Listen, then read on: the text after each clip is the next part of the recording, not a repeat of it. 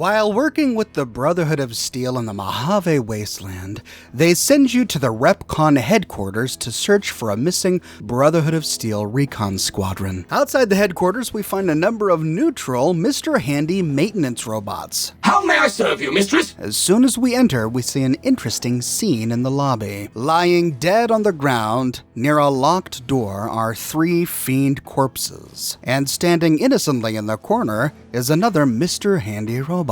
If these Mr. Handy robots are so friendly, how did these 3 fiends die? Against the western wall, we find 2 bathrooms. The right door is the women's, and the left door is the men's. Now, I had popped a mentats just before entering this building, which increased my perception to 8. Heading out of the men's restroom and turning right, I moused over a hidden door against the wall. There were no cracks, no seams, no other indication that this hidden door was here, but with a perception of 8 or greater, I was able to see it. Interacting with it gave me just 2 options, to leave it alone or to jam the opening shut. Since I can't open it, there must be no good loot behind here, and given the option to jam it shut leads me to believe that maybe something dangerous could come out of this door. Using a repair of 65 or higher, I chose to jam the opening mechanism. Now, if I found this just outside the men's restroom, there could be more of these. The rest of my time exploring this abandoned ruin, I had that in the back of my mind. I made sure to keep hopped up on mentats, and I checked every vacant wall I possibly could. Now, against the northern wall is the locked door where we found the dead fiends. The terminal accessing it has an average lock. Unlocking the terminal doesn't give us any lore, but it does give us the opportunity to unlock the door. Inside, we find an office area with 2 empty Protectron charging stations. Or maybe these are used for Mr. Handies, since we see so many walking around. Against the eastern door is an average locked door. Inside, we find quite a haul indeed. 3 ammo containers filled with ammunition, a plasma pistol lying on the counter, and stacks upon stacks of microfusion cells. We find a first aid kit and even a plasma rifle leaning against the wall. On one of the desks, we find a bunch of Sunset Sarsaparilla star bottle caps. You can actually walk away with 5 star bottle caps by completely looting this facility. And it was here against one of the walls that I again found a hidden door. What could these hidden doors mean? Out of an abundance of caution, I jammed it shut. As I ventured further, a Mr. Handybot took me aside. Unauthorized facial pattern. Please present credentials for first floor access. I see, so it scans my face. Well, I don't have any credentials right now, so I'm gonna pass a 60 speech check to convince this guy not to get upset. Please do not make your way to the 2nd floor.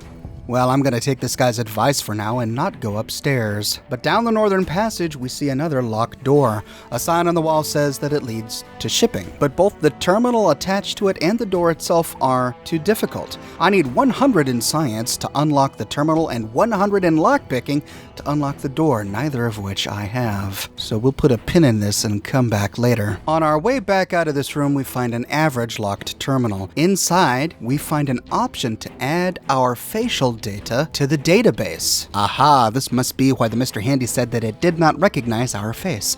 Our face is not in this database. We can select this option to add our face to the database. This gives us first floor access, but the Mr. Handy that accosted us was guarding the entrance to the 2nd floor. We still need 2nd floor access. Now, this is the security terminal with some interesting lore on it. We're gonna come upon a number of terminals with lore entries that tell the story of this company, but I'm gonna go over the entire story in a little bit. For now, let's continue with exploring this 1st floor. Back out to the lobby, we can talk with the Mr. Handy robot named Tour Guide. Welcome to REPCONN headquarters, Rocketeer. Come all this way to see our little facility, have you? I'm here to answer any and all questions you may have, within specified parameters. And if you'd like, I can provide a tour of our museum. REPCONN's illustrious history began way back in 2054. Shortly after the famous Delta 11 rocket was completed and launched.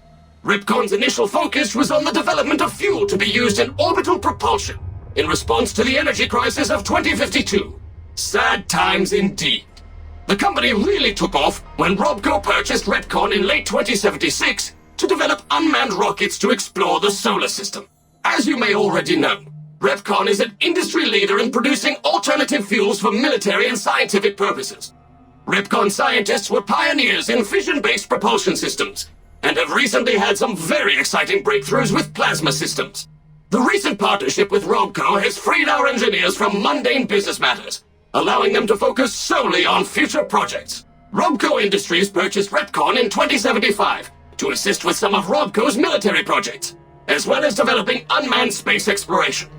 The relationship between RobCo and REPCONN is mutually beneficial, and we hope that both companies bolster each other well into the next century. The tour showcases REPCONN's amazing scientific contributions, and the promise of many more, coupled with its parent company, RobCo. This Mr. Handy is a wealth of information. I can't wait to see what's on this tour. Let's go ahead. Excellent, excellent. Please be patient. The tour will begin in just a moment. Ready for the REPCONN tour, Rocketeers? Courtesy of the fine folks at RobCo, I'll be your guide today on the path of scientific discovery. He brings us into the adjoining room and begins to talk about some of the exhibits on display. In the lead-lined case behind me is a spent radioactive rod from one of our old reactors. No need to stand too close. Let's move along, shall we?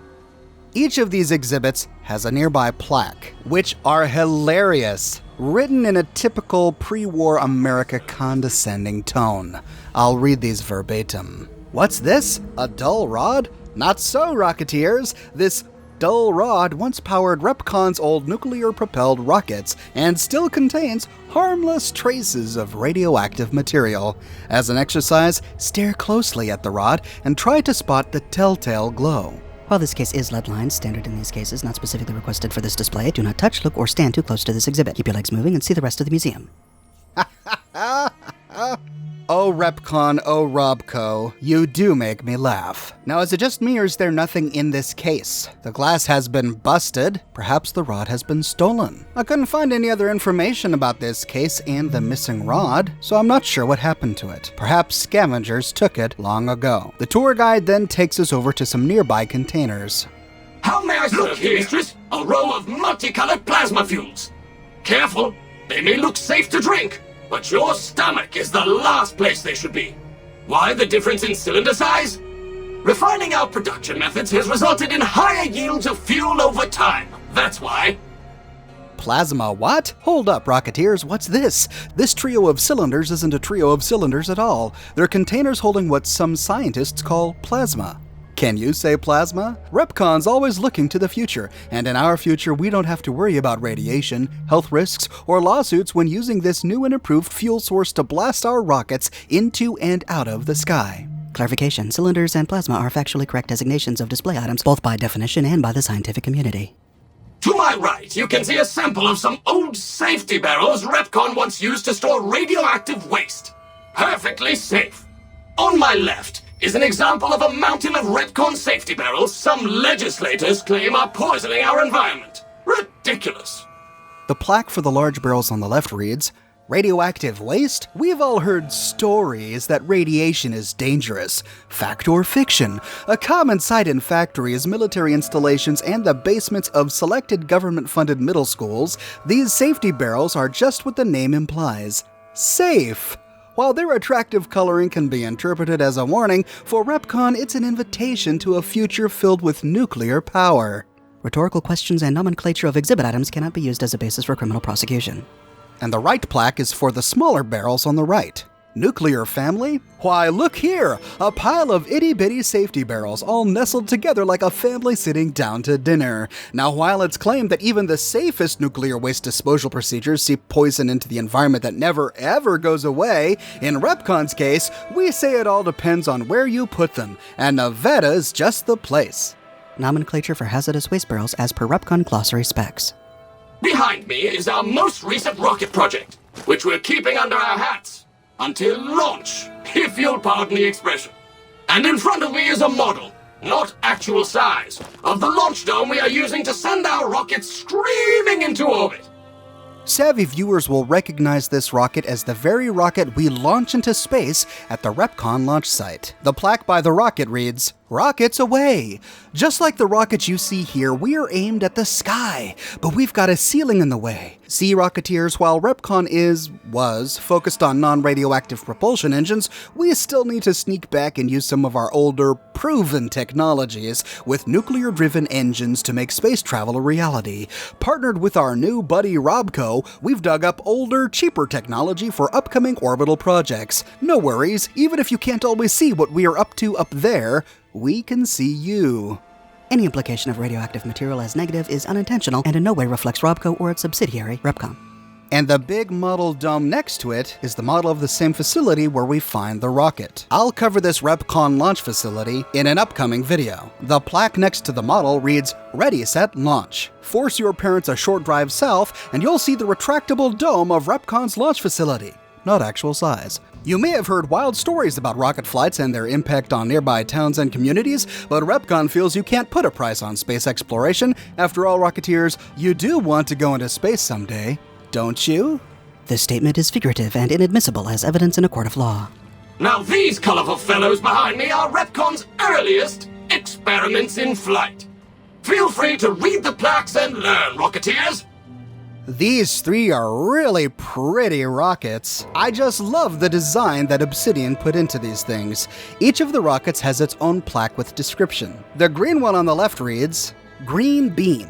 Officially called the Z43521P by silly engineers, we prefer to call this little scrapper by its true nickname, the Green Bean. After all, which would you prefer in your backyard garden? A smoldering Z43521P or a green bean? One sounds like it belongs if mentioned on the news, and make news it did. Featuring REPCON's plasma engine, it was so newsworthy that we decided to take the quantum matter modulation unit out and see if we could use it for non-explosive uses. Rocket nickname chosen after results of first trial landing. From this, I guess we can gather that the green bean has failed. After its first launch, it probably exploded in someone's backyard garden in a big ball of green plasma. Now let's remember this mention of the quantum matter modulation unit here, because we're going to be finding out more about that in a minute. Next to this is the red rocket, Big Fat Fiery Fred. V29321G may look like a big fat red rocket, Rocketeers, but old Fatty here ran circles around the Earth not so long ago, so let's see you keep up. Sure, the V29321G's re-entry gave it its more commonly known nickname, Big Fat Fiery Fred, but here at REPCON we chose to focus on the successes and apply what we learned about explosive resistance shielding to future models and even our landing platforms. The newly reconstructed REPCON launch facility was a direct beneficiary of this discovery. Discovery. I like how they're trying to sugarcoat this giant, huge nuclear explosion as a good thing. Hey, at least they were able to learn from their mistakes. And the final one is a nice blue little ship called the Needle Nose. This sleek and purple R77293A needle nose is what happens when you mix fossil and plasma in a rocket and shake it up. The fossil fuels punch this sharp-nosed terror through the sky, and the plasma is used to shoot it through space to planets where REPCON can mine for more fossil fuels, continuing the whole cycle again. Interplanetary mining and resource rights still in negotiation. How do they think they're going to get fossil fuels on other planets? Fossil fuels come from fossils. Does REPCON have evidence of millions of years worth of fossils on other planets? Now for the highlight of our tour. Due to a generous donation from RobCo, this next exhibit showcases the wondrous world of robots. Around you are the incredible iBot, the fearsome SentryBot, and the always helpful Mr. Handy. That helpfulness runs through our whole line. The plaque near the SentryBot says, "Watch your step." Whoa, watch your step! You don't want to be facing this fearsome fellow if you accidentally stumble into a restricted area. Whether sporting the latest in dual miniguns, rockets, or laser cannons, the SentryBot not only takes its job seriously, it also takes no prisoners. It's proof of RobCo's commitment to defense that these deadly guards are concealed in chambers throughout this facility. What? So let this be a warning. Watch where you step, or out'll come RobCo guns blazing. Exhibit brought to you by your friends at RobCo. Oh no! This is what those hidden chambers are for. Holy cow, those hidden doors we've been finding all over the place, thanks to a perception of 8 or greater, has a bunch of these sentry bots hiding behind the walls. That's why we've been jamming them shut, so that if we accidentally trigger this facility's defenses, we don't get attacked by these sentry bots. At last, it makes sense. We must be extra vigilant to find even more of these hidden doors and jam them shut. The next plaque says, "The Eye in iBot." RobCo's always had an eye for robotics, and this little fellow is no different. This robotic marvel can not only recognize your face and voice with advanced facial and auditory recognition technology, it can also broadcast video and audio as well. Think of it, all the sights and sounds of your radio and TV in your living room at home blasted directly at you on the street, subway, bathroom, or wherever you may be. Never fear, you'll never miss a news bulletin or presidential address again, no matter where you are. Exhibit brought to you by your friends at RobCo. Of course, all of these robots are made by RobCo, not REPCON. REPCON worked on rockets, RobCo worked on robots. But it looks like RobCo has recently acquired REPCON and added their products to this museum. We'll find out more about that acquisition a little bit later. Next is the handy robot, the Hand in Handy. You never can have too many hands. 3, why not 4? That was RobCo's inspiration behind the popular and cost-effective Mr. Handy model, the first of the line shown here. Always a help around the household, whether with Mom in the kitchen using its titanium circular power saw, or in the garage with Dad using its armor-piercing laser array, Mr. Handy is not just helpful, he's your friend too. And the last one is really interesting. It kind of looks like a Protectron. The plaque says, "It's got wheels." Some folks have asked, why not a Protectron with wheels? RobCo wasn't afraid to answer that question. The Protectobot is the answer. While safety standards prevented this freewheeling dynamo from entering mass market production, despite RobCo's best intentions and teams of lawyers, we take consolation in letting you see this extremely well-funded experiment as it was intended. A robot moving so fast, it looks like it's standing still. So RobCo at one time planned to improve the mobility of Protectrons by putting wheels on them? Imagine a world with Protectrons whizzing through the streets of a city, or a police Protectron trying to chase you down on wheels. Now that is a scary thought. The final stop on the tour is through these doors to a giant room filled with our solar system. This is the final stop on our tour. This model of our solar system is a small example of where the partnership between RobCo and REPCON hopes to go. See those little rockets zipping about? They are manned by robots, tirelessly looking for resources to mine on planets beyond our own. And that's it for our tour today, Rocketeers. RobCo and its tiny partner REPCON thank you. Any further questions? Please, feel free to ask. What an amazing model. I was really impressed by this. Notice that we don't see any moons, however. We do see the REPCON rockets flying around, but we don't see any moons. Also missing is Pluto. Looks like in the Fallout universe, scientists, possibly in 2006, decided that Pluto was no longer a planet, just like in our universe. This plaque reads, "Our rich solar system." This is a model of our solar system, not actual size. Yeah, thanks, REPCON. Couldn't figure that one out. Beautiful, isn't it? RobCo, with its subsidiary REPCON, has often gazed into the night sky, seeing the rich pageant of stars and planets above us. Our goal? To send unmanned rockets to these other systems, seeing their beauty firsthand, while mining ever deeper into each planet's surface for precious resources needed here at home. This is our promise to mankind, extending our reach into a future where the number of RobCo and REPCON rockets match the stars in the sky. Yeah, I get why they want to go to other planets to mine for ore, but in our solar system at least, there's no evidence that there's ever been millions of years of life living on them, so finding fossil fuels is probably really unlikely. Now, that plaque by the SentryBot has gotten me a little bit nervous. Back in the rocket room, I found another hidden door against the wall between the Green Bean rocket and the REPCON launch dome. I made sure to jam this shut. I don't want any SentryBots getting to me. Hello. Please remember visiting hours are from 10 a.m. until 5 p.m. Please show your badge or make your way out of the building. Ah, so it looks like facial recognition is not enough. The museum is about to close, so we need to find a badge.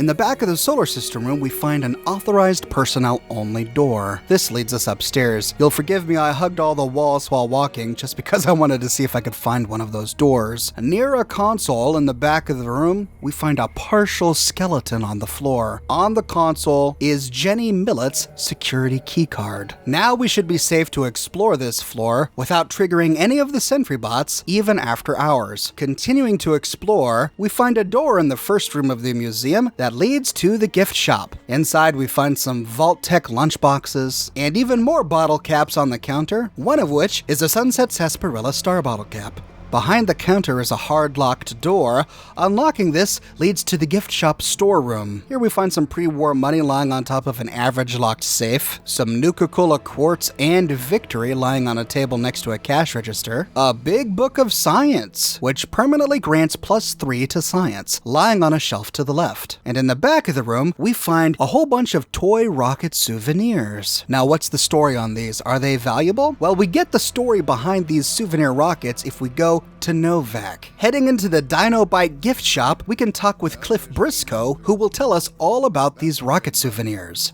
We also have an assortment of the REPCONN factory souvenirs, rockets, things of that nature. They're scale replicas of the real thing. Very detailed.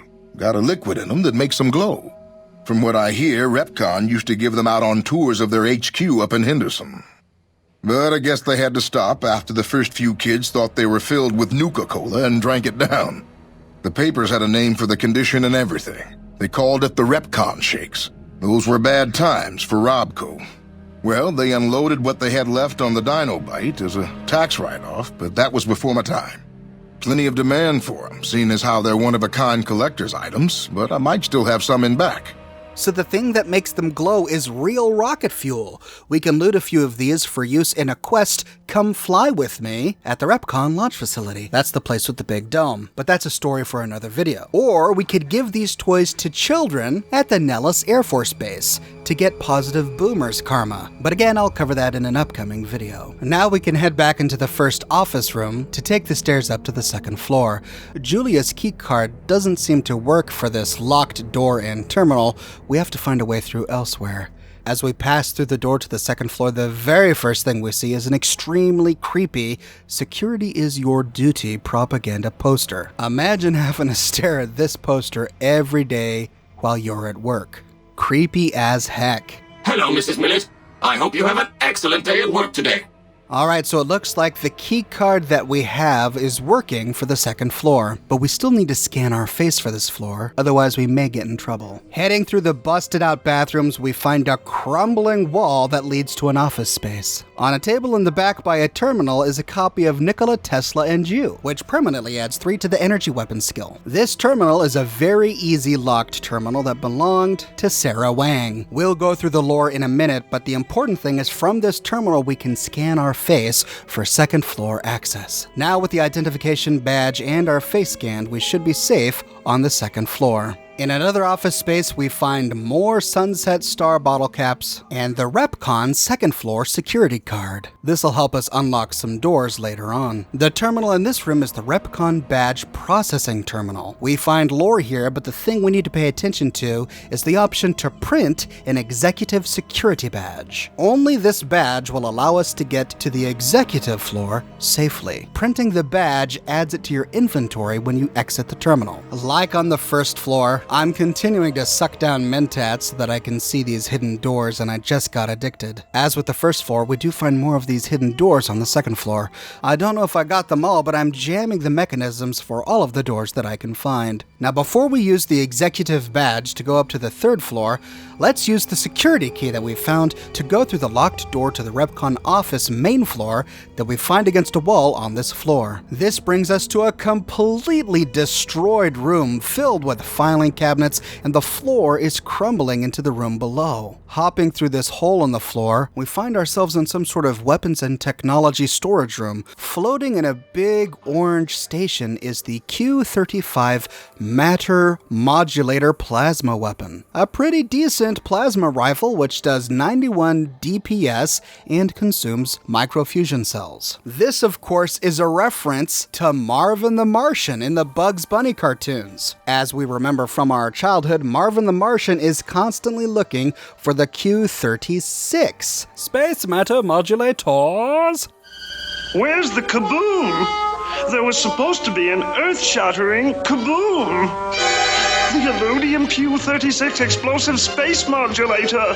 That creature has stolen the space modulator. Nice one, Obsidian. Who doesn't love Marvin the Martian? In the back of this room, we find a whole bunch of scrap and glue and plenty of ammunition for this weapon. Also, another copy of Nikola Tesla and you. We can walk away with +6 to energy weapons after looting this facility alone. Using the terminal to unlock the door leads us back out into the hallway next to that big shipping sign. This was the room that was locked by the very hard lock. But we still have to explore the 3rd floor executive suite. Going back up the crumbled floor to the 2nd floor, we can then take the stairways up to the REPCONN office top floor. But as soon as we walk through, we get taken aside by a robot. 3rd floor access is for executives only. Please identify. Oh man, my luck is not high enough, and I don't have any other options. I guess the executive badge that we printed wasn't enough. And I checked every terminal, and I didn't find another one to scan my face. Invalid response. You have 30 seconds to vacate before security is alerted. Heading back downstairs to avoid angering these robots, I went through every item of clothing and aid item I had to see if there was any way that I could boost my luck by just 1. Now, I could have used Naughty Nightwear or the Lucky Shades to increase my luck, but I didn't have any on me. So here I am stuck on the 2nd floor of this building with no way to go back upstairs without angering these robots. So I just said forget about it. I'm gonna go upstairs even if I anger these robots, and come what may, I will survive. As soon as the robot triggered the security alert, I just decided to kill him. I then went around the corner and sniped off another couple of these robots wandering around, hoping that this would somehow stop the alert from happening. But no, of course the alarms blared, and despite all my best efforts to find these hidden doors and jam them shut, I just effectively opened all of them on the 3rd floor. Now just near the stairway as we enter this room, we find the corpses of 2 Brotherhood of Steel soldiers lying stuck underneath some collapsed rubble. It looks like the ceiling of this floor crashed down on these soldiers and killed them. On one of the bodies we find the Brotherhood of Steel mission holotape, which is the very reason we came to this facility to begin with. We'll cover what this tape is for in a future episode. From here, we can loot the T-45D power armor, and in my case, I gave the armor to Veronica. I figured it was just fitting. As I was exploring these corpses, I found the partial skeleton of a man against a wall, and next to his bones was a silver briefcase. Inside, we find 200 pre-war money and the REPCONN 3rd floor security keycard. I could have given this to the Mr. Handy robot and avoided this entire fiasco. If only I had known this beforehand. Well, at least you won't make the same mistake as me. Now, this briefcase belongs to Piers Isley. He is an important employee whom we will learn about more in a moment. As we continue to explore, sure enough, we come face to face to the sentry bots we have dreaded the entire time. These are branded with the REPCONN logo right on their chassis. I made good use of the Q-35 matter modulator, which is a whole lot of fun to use. But honestly, I don't think it's quite my style. I'll probably stick to my revolvers and rifles. We also see what's behind these hidden rooms. This big box right here is clearly where one of the sentry bots came from, and this must be the hidden door that slid away when I triggered the alarm. We have to kill a couple more of these sentry bots as we wind our way through the executive suite until at last we get to Mr. Leonard Steeple's terminal. This is locked with a very hard lock. From this terminal, we can deactivate all of the robots throughout the entire facility. If we do, they just lie motionless on the floor. They're not dead, we can't loot them for scrap, but at least they won't attack us. And it's also from this terminal and Piers Isley's terminal on this floor that we get our last bits of lore. The story of REPCONN is one of betrayal, hostile takeovers, and corporate espionage. It's told between half a dozen terminals scattered throughout the facility. I'm going to piece this story together and tell it to you while we explore this facility. The story begins with the founder of REPCONN Aerospace, Leonard Steeple. He formed the company after the successful release of the Delta IX rocket, which was the last manned rocket to ever go to the moon. It was commissioned by the USSA, the United States Space Administration, the very same company that worked with ArcJet Systems to create the XMB booster, which was destined for Mars. I covered that topic in my video on ArcJet Systems, which you can watch here. After the war with the Reds began to escalate, the United States confiscated these Delta IX rockets and re-outfitted them for military use, to be used as missiles against the Chinese. We find the Delta IX rocket in the Museum of Technology in Fallout 3, but the red and yellow painted rocket outside the REPCONN test site is the very same rocket, just with a different paint scheme. The development of this rocket led the company REPCONN to fame. Their primary purposes were for space exploration, but with success came danger. Two of the biggest companies in the Fallout universe, Poseidon Energy and RobCo Industries, expressed interest in buying the company. Leonard Steeple is the vice president of REPCONN Aerospace. The company is now led not only by his leadership but also by a board of directors, and the stock of the company is spread over many shareholders, including important employees like the founder, Leonard Steeple. We learn from Leonard Steeple's terminal that Poseidon Energy was the first company to approach REPCONN and try to buy it, but Leonard rejected them on the grounds that he didn't want his company being used for wartime efforts. He was fond of exploring space, he wanted to visit planets in the solar system, but he didn't want his company being used for military purposes. Now, the chief financial officer of the company was a woman named Julia Masters. She and Leonard were really close. Even though the board was interested in selling the company to Poseidon Energy, Julia and Leonard formed an allegiance and stood their ground. Together, they owned more shares of the company, and without their consent, the shareholders couldn't sell the company to Poseidon Energy, successfully keeping REPCONN independent.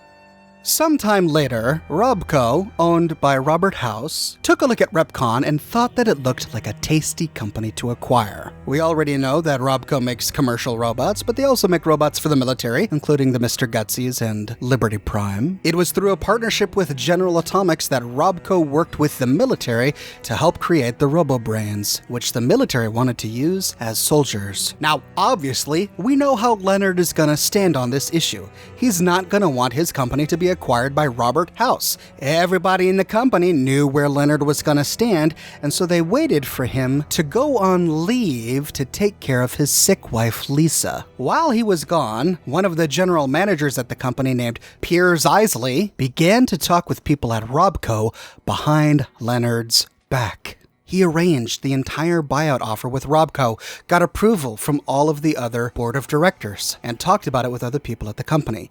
When Leonard comes back from tending to his sick wife, Lisa, Piers emails him and says, "Hey, I've got this entire thing set up. RobCo's very interested in the potential that our organization has been showing, and they made an excellent offer to buy us out. I'm going to go ahead and have one of my assistants run over with the draft they gave me. Just take a look at it and let me know what you think. I've already done all the work. All we need is your signature." Of course, this throws Leonard for a loop. It was the last thing he was expecting. He just got back from dealing with a sick wife, and now he's got to deal with this level of treachery? First, he pens an angry letter to Piers Isley. "I have no interest in selling my portion of the company to RobCo. We went over this with Poseidon." He says, "You should know this by now. I am not going to be working with companies that deal with defense contracts." He says, "I'm sending back the package, and I'm sure you've got a fairly solid idea where I think you can put it." He then sends an email to his only ally at the company, the very same woman who stood with him side by side against the acquisition by Poseidon Energy, Julia Masters. He says, "I'm sure you've heard by now about RobCo's intentions to buy our company. In the past, we have been of like mind when it comes to the moral and financial future of this company. When Poseidon showed interest all those years ago, you helped me rally the board in order to keep REPCONN autonomous.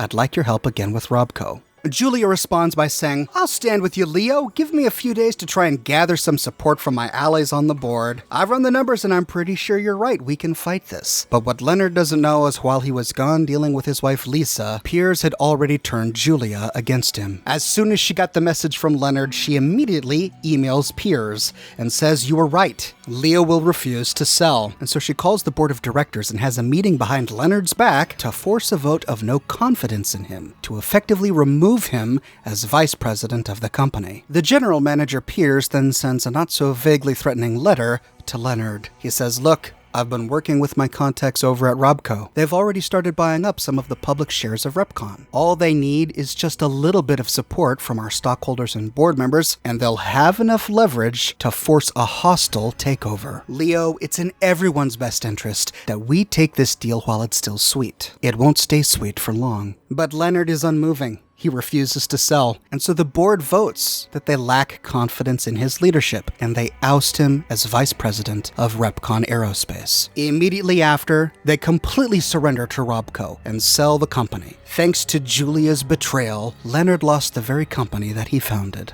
General Manager Piers Isley sends an email to all of the staff and says, "I'm sad to inform you that after many years of loyal service, Leonard Steeple has stepped down from his position at RepCon. We wish him the best of luck in the future." In his place, Julia Masters, the woman who betrayed him, is taking over all of his departments. In the meantime, Piers is continuing to nurture his relationship with RobCo. On Piers's terminal, we find a letter from a man named Carl Rook. He says, "Now that things have been set in motion, I, Carl Rook, am going to be your liaison and point of contact with RobCo. The first thing RobCo wants to do at RepCon is tighten security company-wide." Carl explains this by saying, "As you know, RobCo handles many classified projects." He then sends some of his engineers over to the RepCon building to discreetly install some enhanced security procedures around the facility. The biggest change employees are going to have to go through is wearing their security badges at all times. Piers then relays the security information to all of those working under him. The first he talks to is Steve Reynolds, the launch facilities project manager. Steve then sends out a company-wide email saying, "I am happy to announce that we have finalized our deal with RobCo. Starting tomorrow, we will be an official RobCo facility. You don't need to worry about this. All you need to know is that you're going to be getting increased benefits. Thanks for your time and welcome to the RobCo family." RobCo is vigilant about security.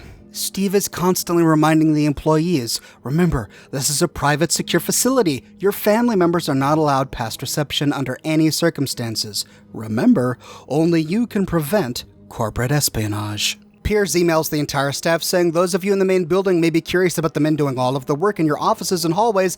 They're installing some enhanced security measures. These, of course, are the hidden doors with the sentry bots tucked secretly behind them." Now remember, Carl Rook was the point of contact between RobCo and Piers Isley at RepCon. After Piers and Steve get security taken care of at the RepCon headquarters, Carl Rook from RobCo gets transferred to RepCon to become the new vice president, effectively taking over Leonard's position. As soon as he arrives, he sends an email to the IT services saying, "I need somebody to come over and clear the old vice president's data off of this terminal and reformat it for my personal information." This, incidentally, was never done, which leads us to believe that the bombs dropped very soon after RobCo's acquisition of RepCon. One of the first things Carl does as the new vice president of RepCon is he sends out a message to all of the employees saying, "Hey everybody, good to meet you. I'm your new vice president." And he talks to RepCon in such a condescending, childish way. He says, "I used to be in RobCo's security division, but now that your family and my family are one big family,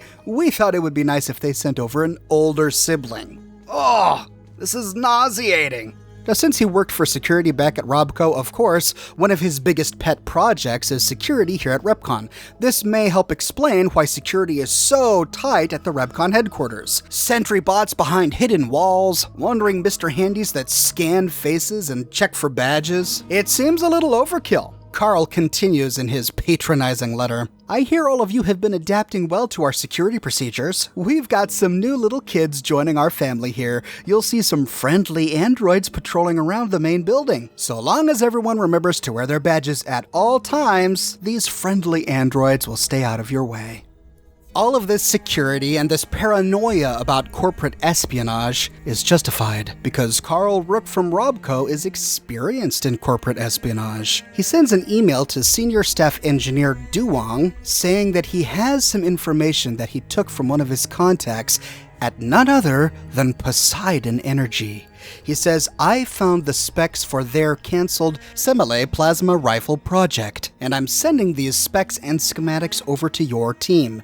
I think that the scientists at Poseidon Energy have resolved the matter conversion issue that you've been having with the Heisenberg compensation field. Now you should have everything you need to complete the Q-35 matter modulator, and we learned that they're making this weapon for the United States military. RobCo is working with a Colonel Moretti on this project. So Carl Rook used a contact at Poseidon Energy to steal research data from Poseidon Energy and give it to REPCONN so that they could complete the Q-35 rifle. But we learned that Poseidon Energy may have caught on to Carl's little scheme. In Sarah Wang's terminal, we find a letter from Sarah to Carl. She says, "For the last couple of weeks, I've seen a higher than usual rate of encrypted messages leaving this facility. These messages have an unusual encryption protocol that I've never seen before." She ends by saying that she fears these messages may be a sign of someone sending insider information. More corporate espionage. Carl, of course, is really upset about this. He responds by saying, "Please continue your investigation. Keep me appraised of any progress you make. In the meantime, keep this info private. I'll make sure the appropriate parties are informed." Sarah sends another message to Carl and says, "I've made some progress decrypting these packets, and from what I can tell, they're sending progress messages to a secure off-site server somewhere." Sarah guesses that the messages are going to Poseidon Energy. Someone is leaking internal data to Poseidon Energy. So who is the culprit? Who is engaged in corporate espionage? Why, none other than Julia Masters, the very woman who stood side by side next to Leonard and kept Poseidon Energy from buying REPCONN, and the very woman who betrayed him and helped sell out to RobCo. On her terminal, we find an encrypted message. We learn that Julia found the password to Peter Isley's terminal and stole information about the Q-35 matter modulator. She then sends this information, as well as the Q-35 release notes, to an unnamed correspondent whom we can assume is Poseidon Energy. She says the Q-35 should be stopping by here on its way to the Department of Defense. You should be able to intercept it. Poseidon Energy likely discovered that RobCo stole their research and used it to create the Q-35. They then managed to turn Julia onto their side and use her as a mole in the company. We then find the release notes about the Q-35 that she sent to Poseidon Energy, which are pretty interesting. We learned that REPCONN had been working on the Q-35 for quite some time without success. Their team had 3 failures before they found a success. The problem is with matter inversion. REPCONN actually invented a Heisenberg compensation field which was used for matter conversion. Heisenberg, incidentally, is named after Werner Heisenberg, a physicist who contributed to the field of quantum mechanics. This was stolen by Poseidon Energy after they sabotaged one of REPCONN's tests. We learn about this in version 33 of the Q-35 rifle. REPCONN says that the status is failure because the lab was destroyed and the data was lost. This was Poseidon Energy sabotaging REPCONN and stealing their research into the Heisenberg compensation field. Poseidon Energy then did research on their own version of the plasma rifle, which was called the Semele, S-E-M-E-L-E. Poseidon Energy worked on the Semele Plasma project using stolen data from REPCONN for years, but they never found success. However, during that time, they did come up with some unique innovations. Incidentally, Semele, in Greek mythology, was Dionysius' mother. When she asked her lover Zeus to show her his true form, the sight incinerated her. But ultimately, the Semele project was scrapped. But it was data from this project that Carl managed to steal and give to senior staff engineer Duong. The team then worked on version 34, which was a failure, but the notes say that they found the results to be interesting. This was done just after Carl gave them Poseidon Energy's Semele data, and the scientist says, "I'm not sure where we got this data from, but it's a completely different direction from what we've been working on." They solved the matter inversion issue by cycling the matter inversion using a polarized quantum spin. That, they think, solves the problem with the compensation field, giving them high hopes for the next version, version 35, which we learn was a success. The data did the trick. They built a stable model of the Q-35, but they're not quite sure that the weapon is ready for mass production yet. But they built a working prototype with a number of improvements to the standard plasma rifle, which was used by the United States government and eventually used by Enclave forces. The Q-35 has a higher rate of fire, it's more accurate at longer ranges, and each plasma charge has 30% increase in energy. Indeed, this weapon is different from most plasma rifles we find find in the game. It only uses 1 microfusion cell per shot instead of 2. Its rate of fire is twice as fast. The plasma bolts have higher velocity. It degrades more slowly. It has 50% more damage per second. It causes 7 less damage per shot, but has 15 more critical damage. It uses 2 fewer action points in VATS, and it weighs a pound less than the standard plasma rifle. So Julia sent this information to Poseidon Energy. As we learn, the Q-35 did indeed stop here at REPCONN headquarters before being delivered to the Department of Defense. But it was never delivered, and Poseidon Energy never intercepted it. That must mean that Poseidon Energy was on the road to intercept this weapon the day the bombs dropped. And there you have it. That is the full story of the REPCONN Aerospace Company, whose headquarters we find in the Mojave Wasteland. Leonard, the founder of the company, was forced out during a hostile takeover by RobCo, betrayed by his chief financial officer, Julia, who then went on to sell secrets to Poseidon Energy. An insidious example of corporate espionage and a dastardly deed. But what are your thoughts, ladies and gentlemen? Do you think that REPCONN had the moral high ground here? After all the damage they caused from failed rocket experiments, after inadvertently poisoning children with real rocket fuel found in toy rockets? Or do you think that the hostile takeover by RobCo was justified? That Piers and Julia were smart to work with RobCo, that helping the United States military with their defensive needs was a good thing? Let me know in the comments section below. I read through all of your comments and I use your comments as inspiration for my future videos. I publish 6 new videos a week on a wide range of Fallout topics, so if you want to make sure that you don't miss my next video, be sure to subscribe and click that bell notification button. And if you're interested in an Oxhorn or Fallout-inspired t-shirt, check out my t-shirt shop. I've got a link to the shop in the description below. And if you like what I do and you want to support me in a more personal way, consider becoming one of my patrons on Patreon. Patreon subscribers get access to a private channel on my Discord server, as well as a bunch of other cool Oxhorn perks. But more than anything, ladies and gentlemen, I'm just so glad you're here watching this video with me today. Thank you so much for watching, and I'll see you tomorrow morning, bright and early, with a brand new video. Retribution! Retribution!